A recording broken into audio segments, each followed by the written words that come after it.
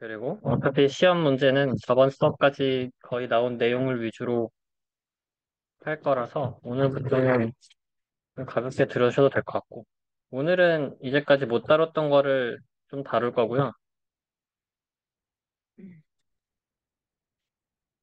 어, 다음 목요일은 마지막 시간으로 또 한번 하는 느낌으로 문제도 풀어보고 개념 정리도 다시 한번 하고 질문 있으시면 질문들 가져와 주시면은 네, 좋을 것 같고요. 그러고 그 다음 주에 시험을 보는 거로 하겠습니다. 그 다음 주 목요일 저녁 10시 반. 장소랑 시간은 아까 다시 한번 제가 제대로 공지를 할게요. 마지막 확인을 하고.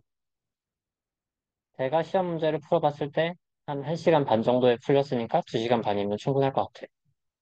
근데 어차피 그 뒤로는 강의실이 상관없을 거니까 시간이 부족해서 못 풀었다? 라고 하면 시간은 얼마든지 밤 새벽 5시까지도 드릴 수가 있으니까 네, 그런 거는 걱정하지 마시고 공부만 열심히 하시면 될 것 같습니다. 그러면은 오늘 렉처 13인가요? 오늘은 플랜디에서 못 배웠던 거와 함께 다른 것들을 조금 더 공부를 해볼 것 같아요. PID와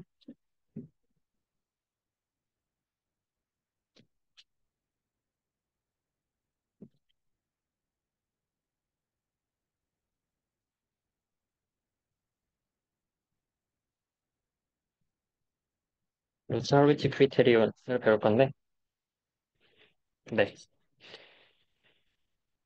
먼저 PID를 떠나서도 모든 제어기가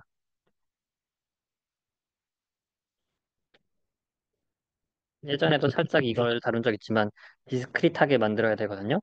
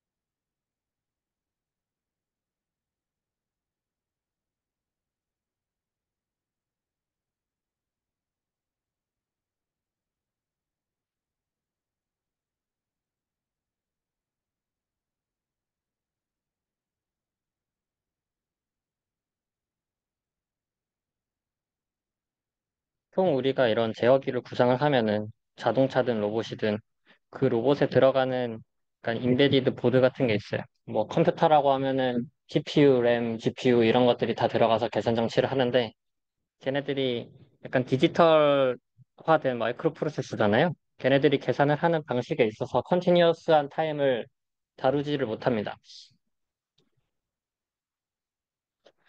조금 더 물리적으로 갔을 때, 어, 이 지금 세상은 컨티니어스한 타임인가요? 그, 저도 이거에 대해서 살짝 공부를 해봤는데, 플랑크 타임이라는 게 있어요.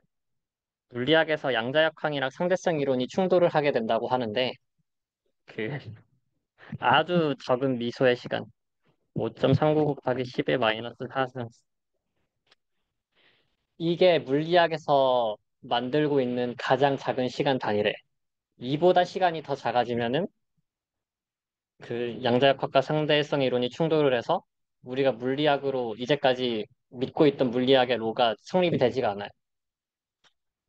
그래서 막 블랙홀이랑 뭐랑 이런 것들이 복잡하게 되는데 그랬을 때 가성되는 가설이 실제로 우리의 시간은 굉장히 작은 이 미소의 시간으로 디스크릿하게 흐르는 걸 수도 있다. 컨티니어스라는 개념이 없을 수도 있다라고 하더라고요. 이거는 물론 가설이고 우리가 그 다음에 물리로를 모르는 걸 수도 있고 그렇지만 어쨌든 우리가 살고 있는 세상 자체도 디스크릿할 수도 있다.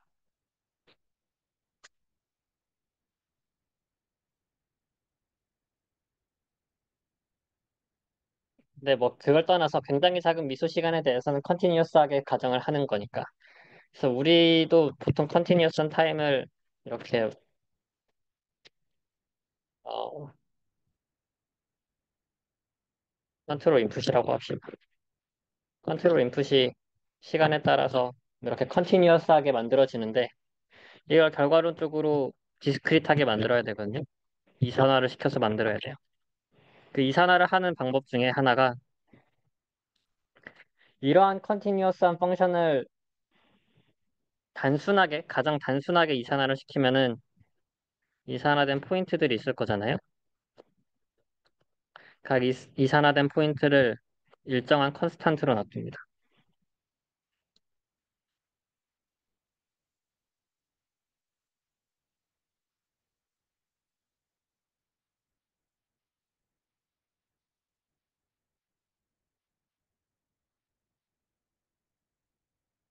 그러니까 이러한 형태의 함수가 있으면 여기에 각 이산화된 점들이 있으면 얘를 이렇게 표현해가지고 디스크리트를 컨티니어스한 것을 디스크리트하게 어프로크시메이션 하는 거죠.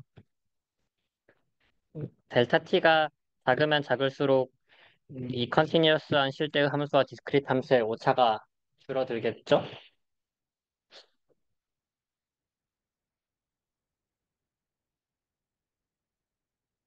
다시 말해서 제어기를 구성을 할 때 우리가 PI 제어를 하게 한다고 하면은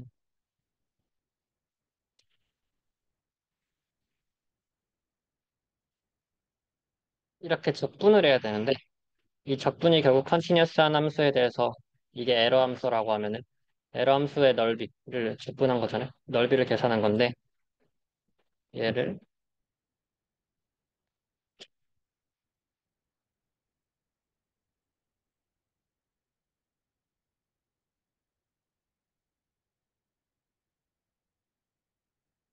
이런 서메이션 형태로 어프로크시메이션을 한다. 이렇게 어프로크시메이션 하는 방법을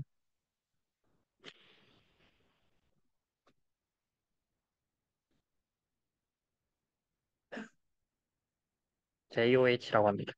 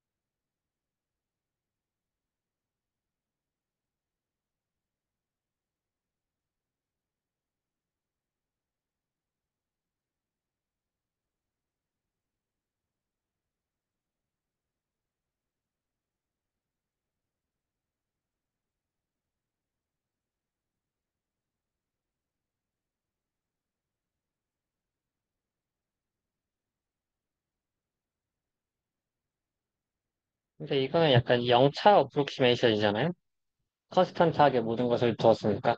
근데 테일러 시리즈에서도 그렇고 1차, 2차 하이어 오더까지 가면은 점점 어프로크시메이션이 정확해집니다. 예를 들어 뭐 똑같은 함수에 대해 있어서 이렇게 디스크리트한 타임 인터벌 포인트가 있으면 얘를 그대로 같은 값으로 유지하는 게 아니라 얘를 1차로 만들면은 조금 더 정확하게 어프로크시메이션이 되겠죠? 이거를 1차로 했으니까 first order fold.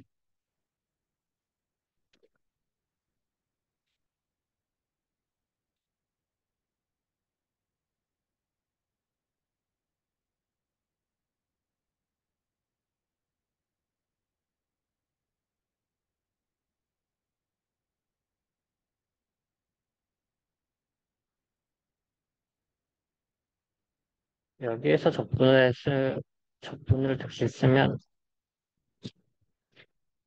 얘도 서메이션으로 쓸 수가 있는데 여기에서의 넓이는 이 사다리꼴의 넓이잖아요. 사다리꼴의 넓이는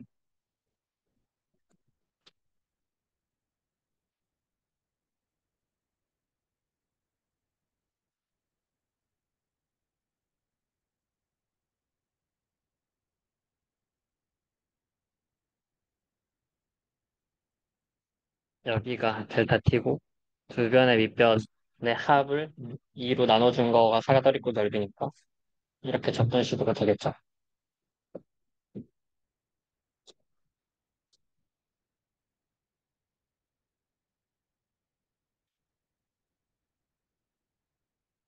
당연히 쭉쭉쭉 가서 뭐 세컨드 올드 홀드도 될 수도 있고 뭐 서드 올드 홀드도 될 수 있고요.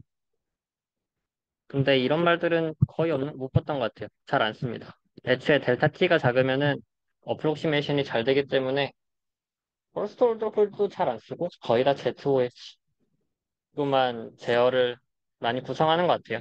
여기서의 더 중요한 거는 t를 줄이는 게 훨씬 더 정확도를 좋, 좋게 만들어주는 거라서 간단한 어프록시메이션을 쓰되 델타 t를 적게 해서 잘한다. 일반적인 방법론인 것 같습니다.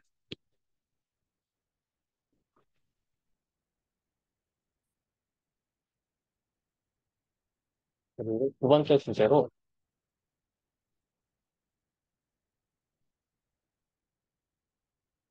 PID를 실제로 하다 보면 마주치게 할 문제가 아이 컨트롤의 문제가 있습니다.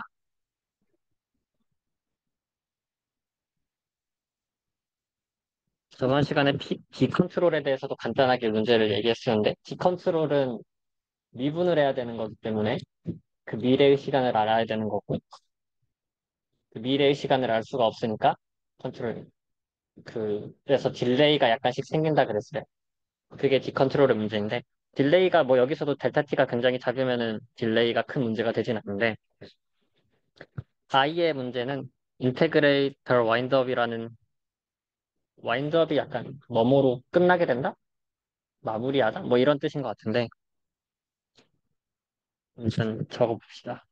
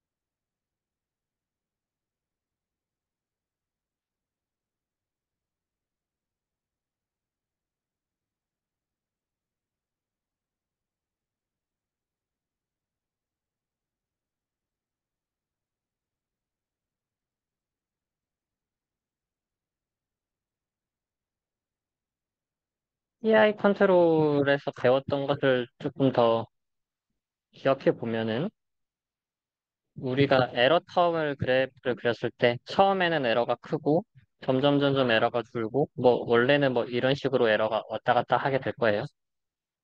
그럼 i는 이 면적에 대해서 직분을 한 거에 대해서 KI가 곱해져가지고 컨트롤 인풋이 나오기 때문에 컨트롤 인풋이 처음에는 KP가 도미넌트 하다가 KP에 대한 영향력이 줄어들고 그 KI에 대한 것은 처음에는 적분이 0이니까 면적이 0이니까 0에서 시작을 하다가 점점 막 커지다가 뭐 다시 줄어들겠죠? 그럼 이게 합쳐져서 실제 컨트롤 인풋이 뭐 이런 식으로 되다가 결국 0으로 수렴을 하게 될 텐데, 스테디 스테이트에 도달했다고 하면, 여기서 KP는 무시하고 KI만 봅시다.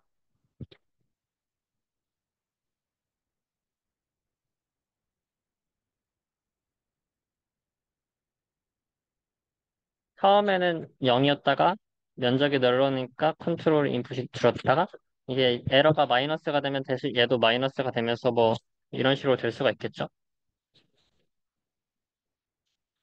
i에 의한 컨트롤 인풋이 이렇게 되는데 근데 실제로 이렇게 에러가 줄어들기 위해서는 어딘가에 이게 컨트롤 인풋이 막 키워져서 얘를 에러를 줄이는 방향으로 만들어줘야 되는데 실제 컨트롤러는 Umax의 바운더리가 있습니다. 다시 그려서 얘가 뭐 이렇게 돼야 된다고 했을 때 Umax의 바운더리에 걸려버려요.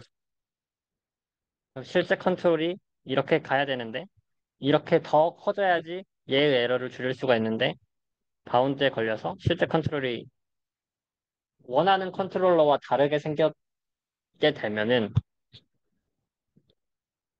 에러를 줄여야 되는데 에러를 줄여서 결국엔 이 에러가 이 서메이션이 0으로 수렴을 해야 되는데 서메이션으로 0으로 못 가게 돼버릴 수가 있어요. 이 컨트롤 인풋의 바운더리가 생겨서. 그래서 이게 원래는 그려야 될 그래프라고 하면은 이게 가다가 여기에서 조금만 막혀버리고 이러다가 뭐 꾸준히 에러가 생겨버릴 수가 있습니다. 즉, 에러의 스테디 스테이트가 0으로 수렴하지 않는 순간에 않게 돼버리면 스테디 스테이트에서 에러가 계속해서 누적되잖아요. 그럼 에러가 계속해서 누적되면 컨트롤 인풋은 계속 커지게 되고 계속 커지는 컨트롤 인풋에 대해서는 또 맥스 바운저리가 있기 때문에 계산이 안 돼요. 즉, 에러는 발산하고 이에 따라서 컨트롤 인풋도 발산하는데 실제 컨트롤 맥스의 바운더리가 생겨서 우리가 원하는 형태의 컨트롤 인풋이 안 작동이 되니까 컨트롤러 자체가 망가져 버린다는 거죠. 이게 인테그레이터 와인드업이라는 이슈고요.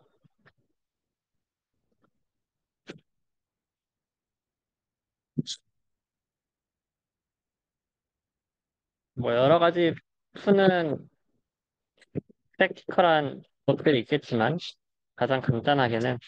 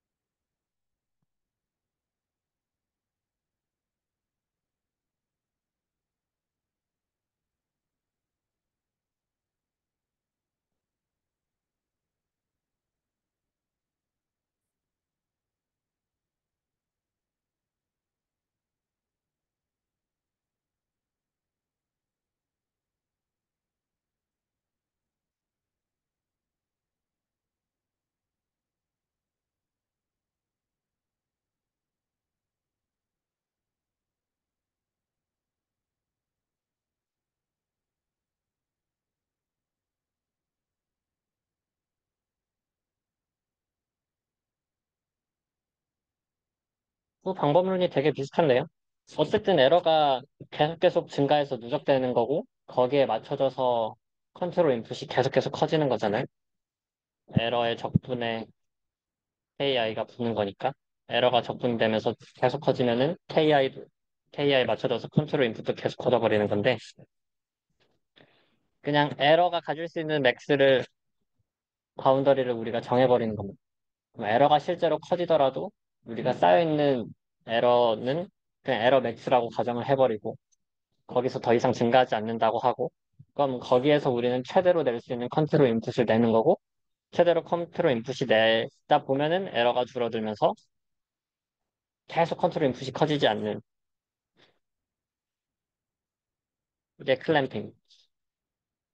두 번째로는 약간 반대 어프로치로 해서 에러를 증가시키는 게 아니라 에러가 증가를 했지만 에러는 증가하도록 그냥 놔두되 그 실제로 컨트롤 인풋에 대해서는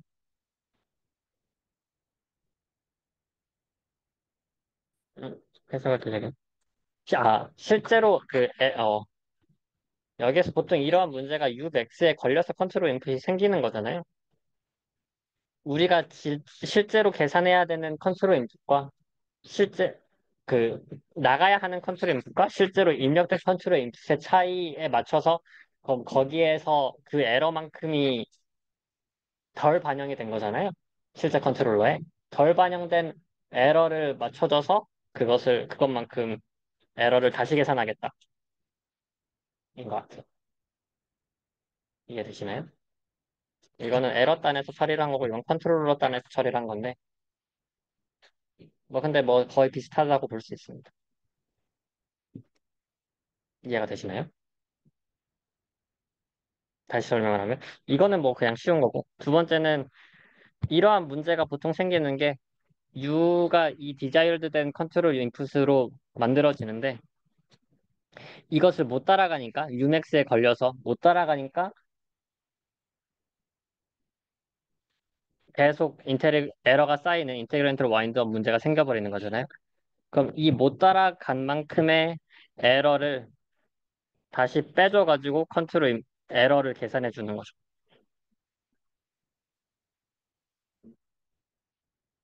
그리고 거기에 맞춰서 컨트롤 인풋을 하는 거예요.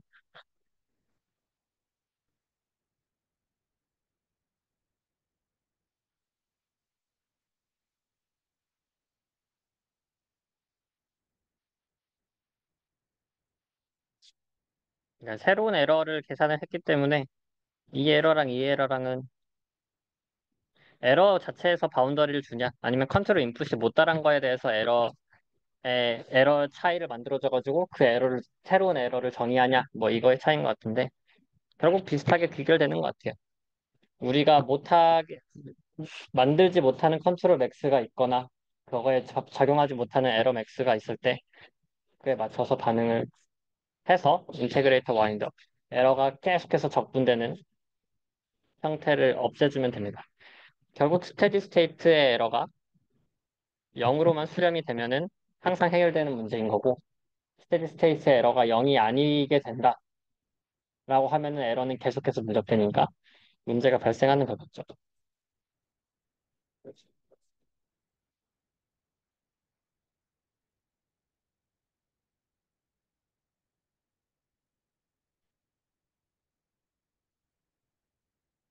자동 제어 책을 뭐 혼자서 공부를 해본다거나 다른 데서 보면은 이것을 꼭 다루더라고요.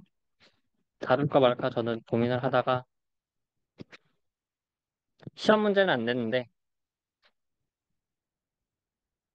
어쨌든 뭐 연관은 있습니다. 이게 일반적인 제너럴한 시스템에 대해서 스테빌리티를 따지는 방식인데 숙제 이번 숙제에서 PI 컨트롤러가 스테이블하게 못 만든다는 것이 숙제로 나갔었잖아요. 증명하는 거. 그것을 같이 한번 풀어볼게요.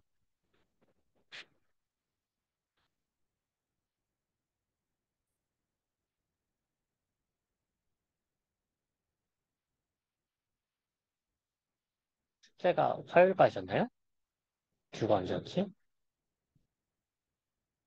오늘까지예요? 아, 그럼 같이 풀어도 되나? 이미 다 냈죠? 확인해봐야겠다.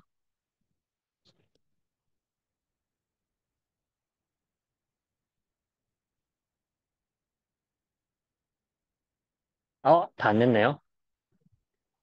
수업에 꼬이네. 음, 그냥 같이 풀 테니까 틀렸다 생각하시면 다시 푸셔도 되세요. 이미 내신 분들도.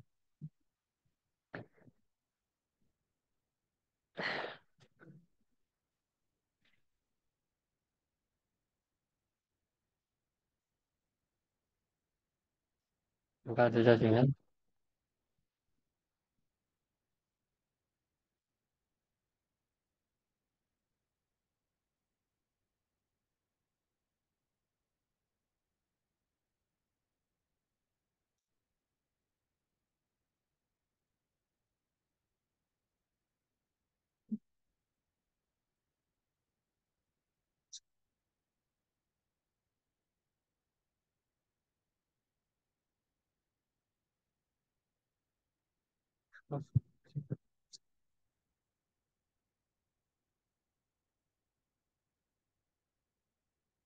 이러한 시스템이었잖아요. 그럼 컨트롤 if i에 대해서 라플라스 변환해줘가지고 그러니까 이게 결국 s분의 1이니까 얘를 다시 OD로 쓰면 세 번 미분한 거에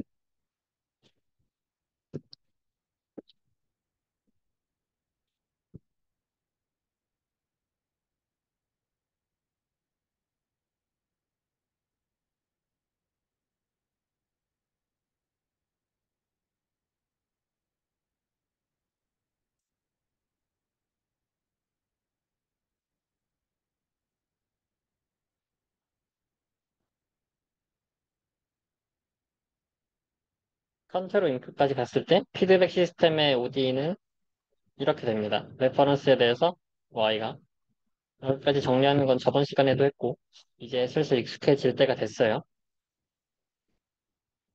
여기에서의 폴의 위치를 구해야 되잖아요. 모든 폴이 LHP에 있어야지 스테이블하게 만들 수가 있어요.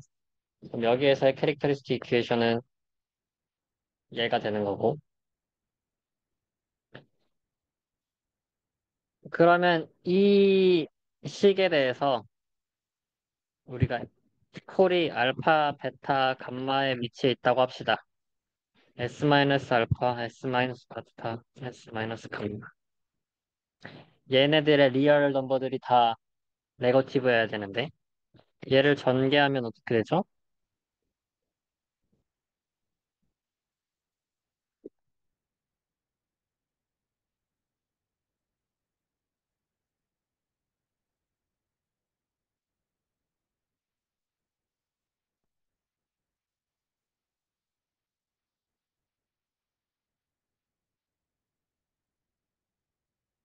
이런 식이 됩니다.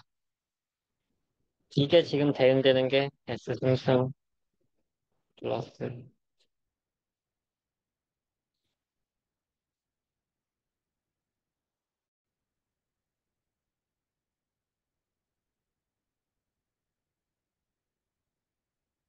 원래의 캐릭터리스틱 이퀘이션이랑 이렇게 대응이 돼요.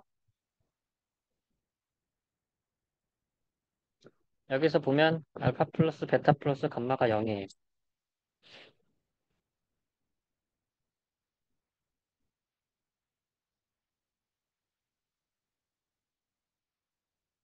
이거는 적어도 하나는 알파, 베타, 감마 중에 리얼 넘버가 0 이상인 게 있다는 겁니다. 왜냐? 알파가 리얼이 0보다 작고, 베타가 0보다 작고, 리얼의 감마가 0보다 작으면, 리얼 알파 플러스 베타 플러스 감마는 0보다 작아야 되죠. 근데 알파 플러스 베타 플러스 감마는 0이라고 했으니까 성립이 안 돼요. 아, 컨트라딕트하죠.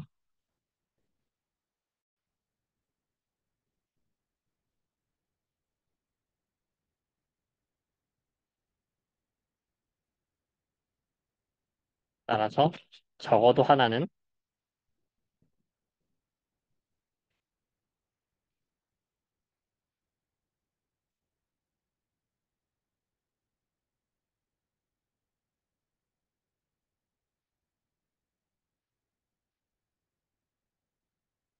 셋 다 0이거나 아니면 하나는 포지티브가 돼야죠.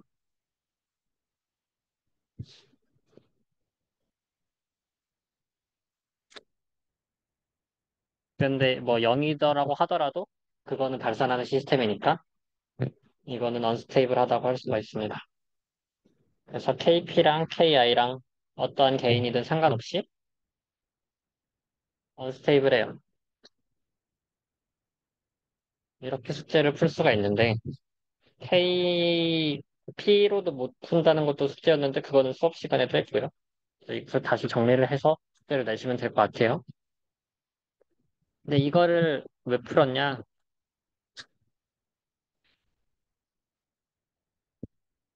모든 차원에 대해서 이 문제를 풀고 싶은 거예요.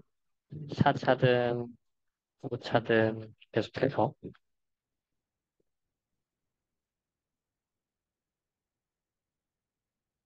S-A1.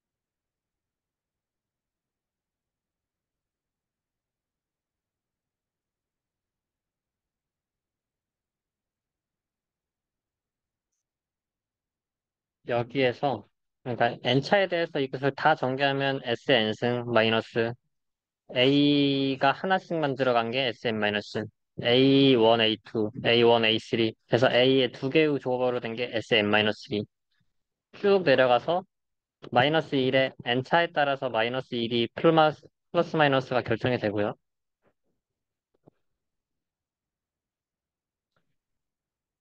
거기에다가 A만 다 곱한 이게 S의 0차인 거가 되는 건데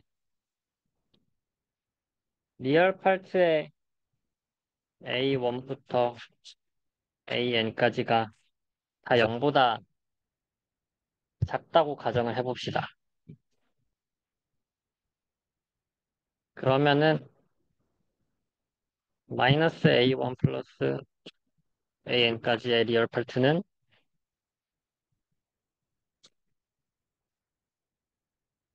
얘네들이 다 0보다 작은데 마이너스가 앞에 붙었으니까 0보다 크겠죠.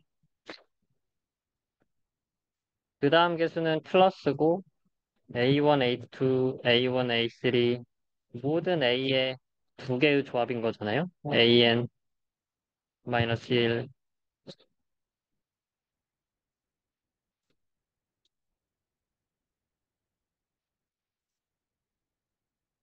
A1, A2가 둘 다 음수니까 곱하면 양수가 되겠죠.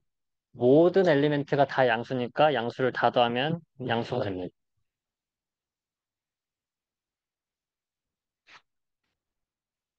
그 다음에 마이너스가 붙고 A1, A2, A3, A1, A2, A4 모든 A가 3개가 된 조합인데 얘네들은 음수인 게 3개가 있으니까 음수에다가 앞에 마이너스가 붙으니까 다 양수. 다 양수를 더한 게 되니까 양수가 되죠.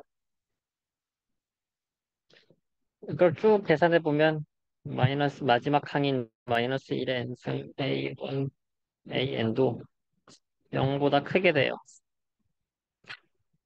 리얼 파츠에 대해서는.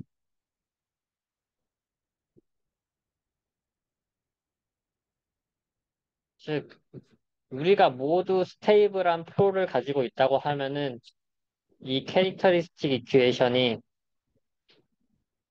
결국 이렇게 쓰였지만 다시 정리를 하면은 SN승 플러스 A라고 하니까 헷갈리는데 원래 보통 우리가 M 마이너스 SM 마이너스 이렇게 썼었잖아요. 알파라고 합시다. 헷갈리지 않게.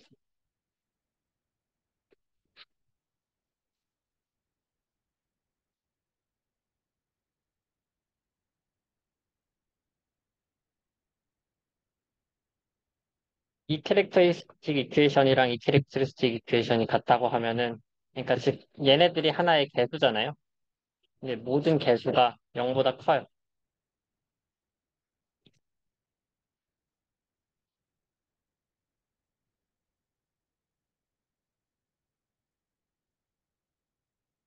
스테이블한 시스템에 대해서는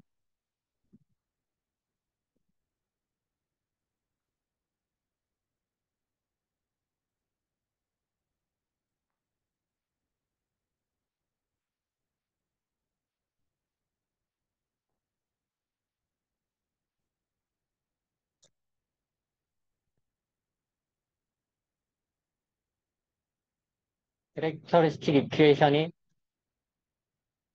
코에피션트가 0보다 모두 크냐는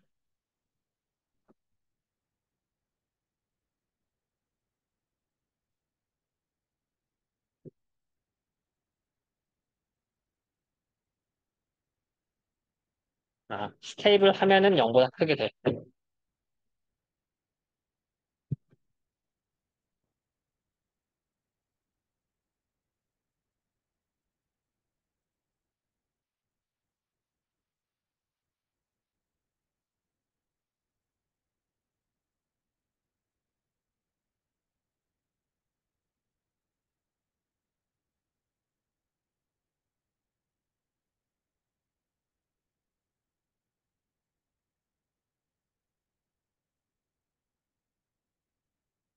리얼 파트만 따졌을 때.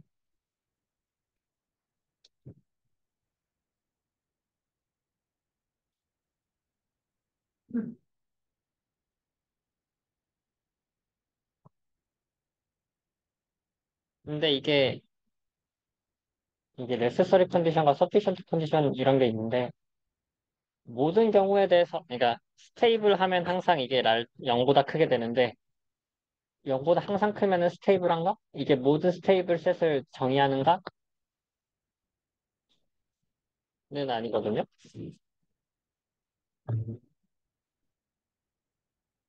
그런 측면에서 이걸 더 제너럴라이즈 해서 만든 게 스테이빌리티 크리테리온입니다.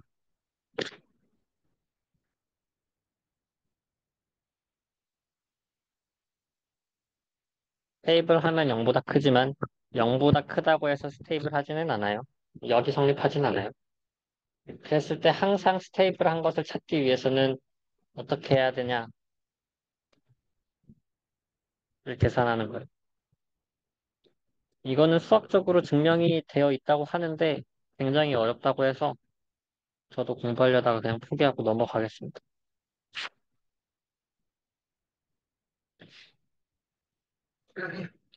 어, 우리가 캐릭터리스틱 이퀘이션이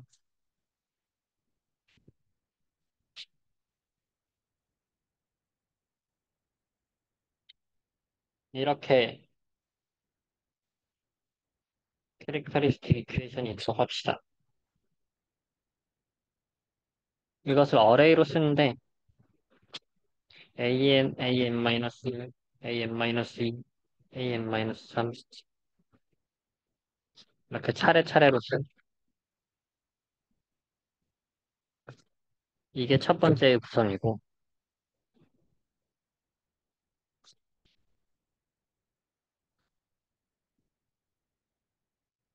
두 번째로는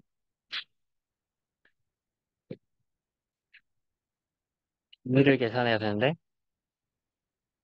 B1을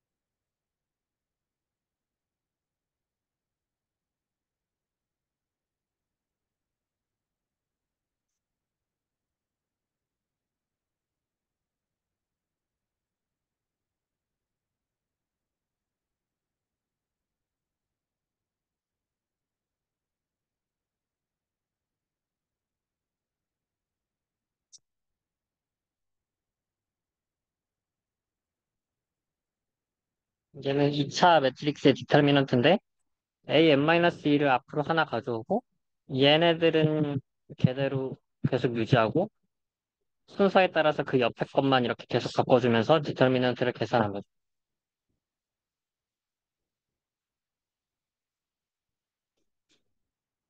그 다음 세 번째로는 sn-3을 C1, C2에서 계산하는데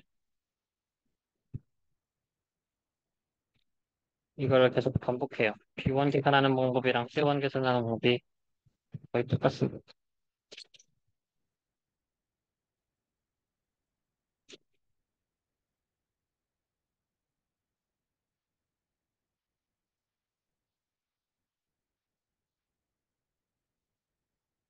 쭉 계산해서 S1, S0까지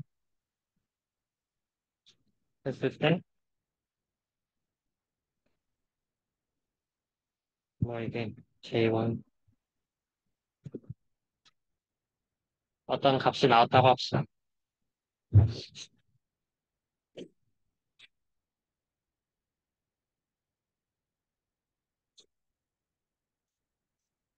그럼 첫 번째 이 어레이에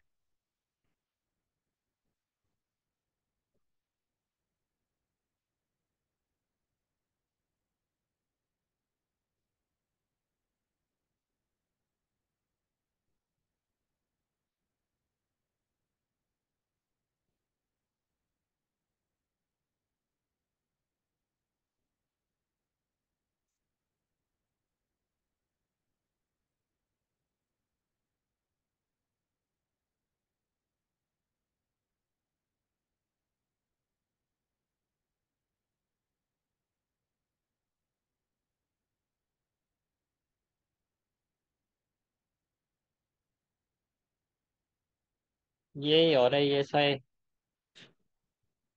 사인 플러스냐 마이너스의 변화로 이 변화되는 개수로 언스테이블한 폴의 개수를 찾아낼 수가 있지.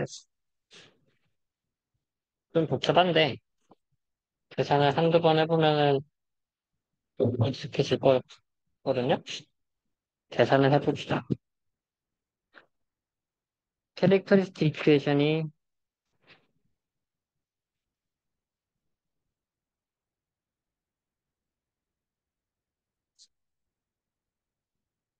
이렇게 주어져 있다고 해요. 그럼 얘네 폴들이 다 스테이블한지 언스테이블한지 어디를 따지는 거예요. 그럼 처음에 우리가 쓰는 방식이 개수를 그대로 가져옵니다.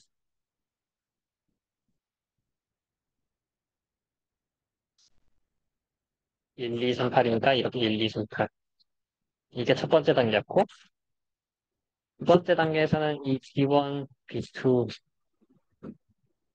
계산을 해야 되는데, 그대로 그 식에 맞춰서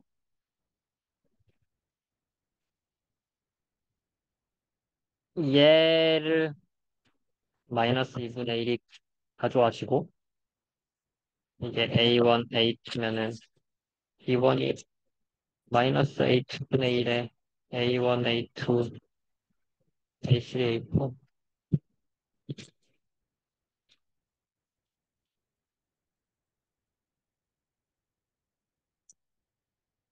이렇게 계산을 하는 거거든요.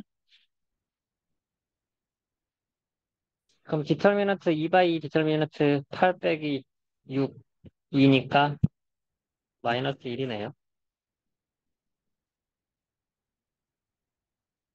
그래서 얘가 마이너스 1. B2는 똑같이 마이너스 2분의 1에다가 1, 2, 0, 0. 그러면 양이 됩니다.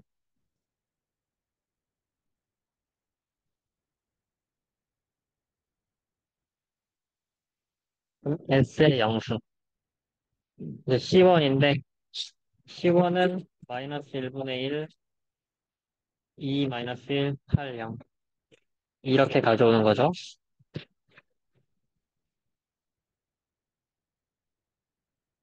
그러면 8.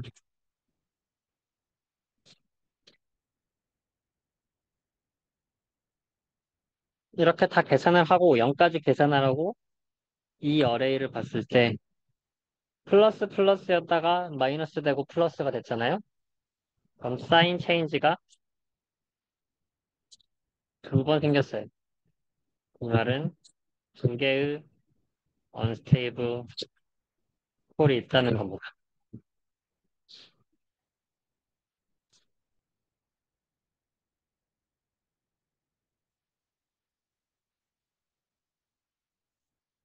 실제로 이 S3승 2S제곱 3S 플러스 8을 풀면은 폴이 어디에 위치를 하냐? 마이너스 2.148 네거티브 하나 있고 0.124 풀면은 이렇게 돼요. 그러니까 파리티브 리얼 밸류를 가지고 있는 폴이 두 개가 생겨요. 있다는 거.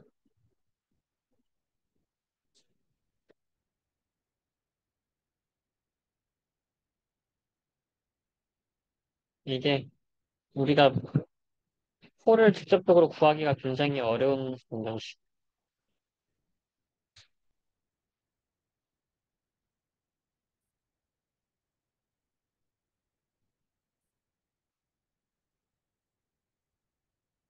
뭐 이런 게 있다고 합시다.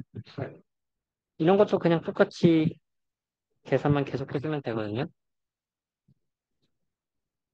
1, 2, 2, 4, 10, 10, S3등은 Q1은 마이너스 2분의 1, 1, 2, 2, 4겠죠?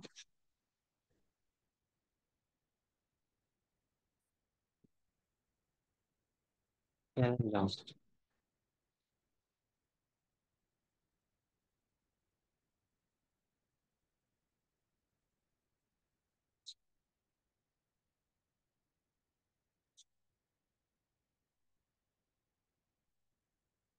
그래서 20이 되고 마이너스 붙이니까 6.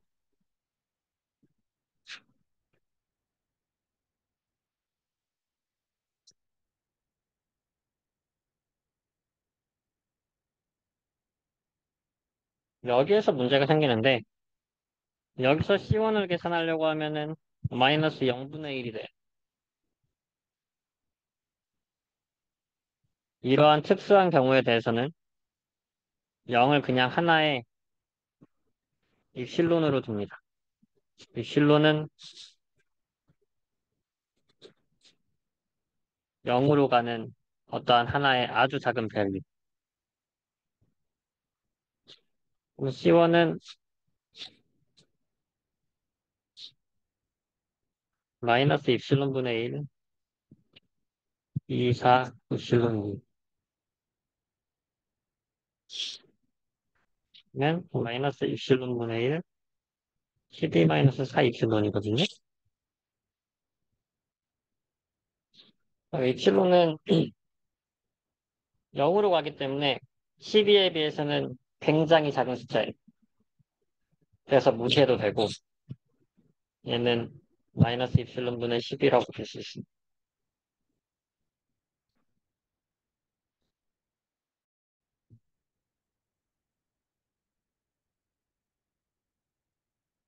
는 마이너스 입실론 분의 20, 입실론.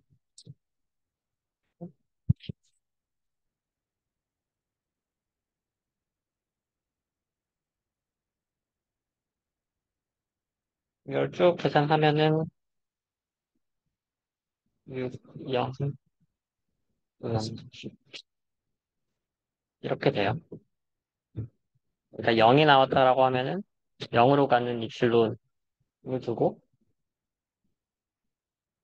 굉장히 작은 밸류들은 무시를 하면 되고 그럼 여기에서 입실론이 0으로 갔을 때 여기서 어쨌든 사인 입실론에 대해서 마이너스가 생겼으니까 사인 체인지가 있는 거잖아요.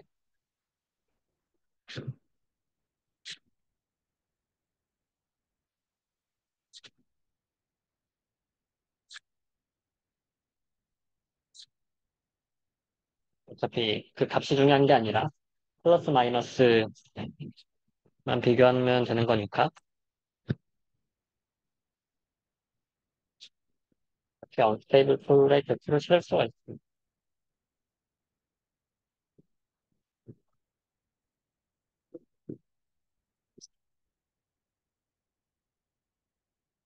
이러한 측면에서 우리가 세컨드 올더 시스템에서 봤을 때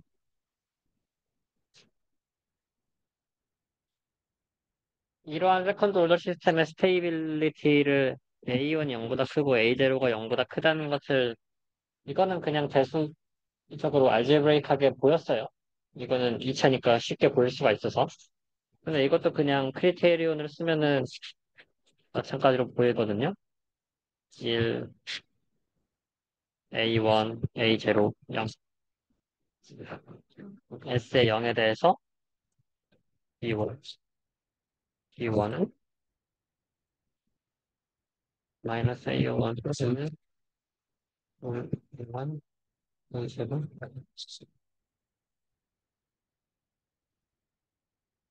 이렇게.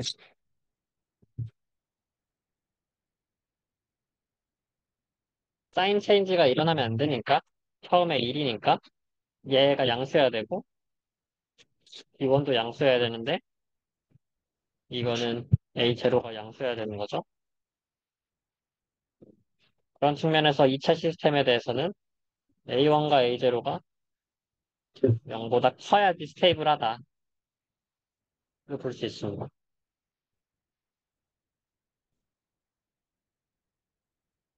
그럼 3차 시스템에 대한 스테빌리티 조건도 따져볼 수가 있는데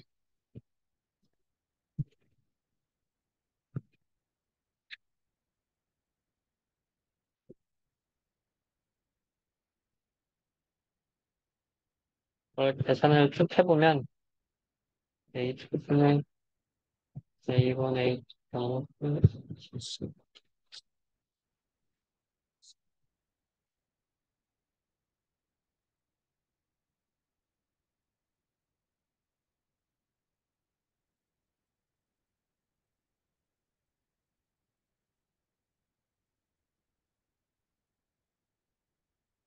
A0가 0보다 크고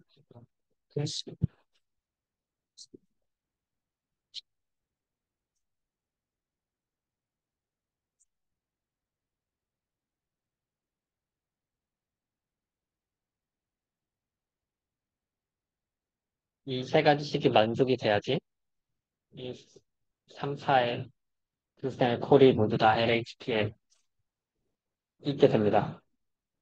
우리가 숙제에서 보였던 것은 A2가 0이었으니까 스테이블하지 않았던 거죠. 0보다 커야 되니까. 그리고 그거 말고도 이러한 조건들이 다 만족이 돼야지 스테이블하게 만들 수가 있어요. 그래서 루스어리츠 크리테리온 자체가 스테빌리티를 따지는 데는 굉장히 쉬운, 표를 직접 구하지 않더라도 스테빌리티를 계산하는 데 되게 쉬운 툴인데 이게 수학적으로는 증명이 되었지만 증명이 어려워서 보통은 이렇게 계산하는 방법만 보고 이렇게 이걸 방식으로 우리가 스테빌리티를 조사해볼 수가 있다. 이것도 되게 계산하는 거니까 문제 내기가 좋아가지고 여러 책들이나 그런 데서 많이 가르치는 것 같은데 뭐 배우는 거는 당연히 나쁘지 않지만 시험 문제는 안 냈습니다. 참고하시니 이런 개념이 있다는 정도로 이해를 하시면 될 것 같고 오늘은 질문이 없으시면 여기서 빨리 끝내는 걸로 할게요.